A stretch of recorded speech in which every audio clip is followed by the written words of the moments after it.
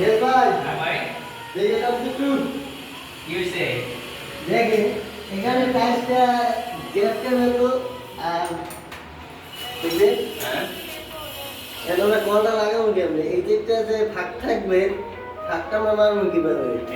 মানে কি টাইসের সমস্যা আছে না? হ্যাঁ অবশ্যই সমস্যা আছে আর মালিক মনে হয় কতটুকু টাইস কম কিনছে।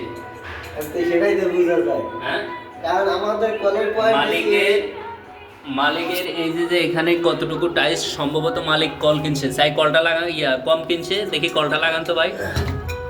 এ দেখেন, এটা মালিকের সমস্যা না হলে টাইস মিস্ত্রির সমস্যা, এই দুইটার একটা। টাইস মিস্ত্রি লাগাইতে হতো বা কম লাগাইছে, না হলে মালিকে মাল কিনতে কম কিনছে। ওইদিকে খোলেন, ওইদিকে ওইদিকে দেন।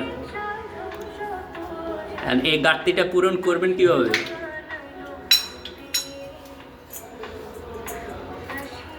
চাই দেখি, ধরেন দেখেন প্রিয় ভাইরা, করবো না তারপর এই আদর্শ নেটটা একটু দেন তো ভাই দেখেন কতখানি গ্যাপ।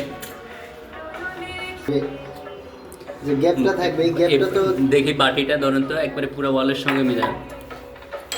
দেখেন এখানে কি পরিমাণ জায়গা গ্যাপ আছে, চিন্তাটা করেন।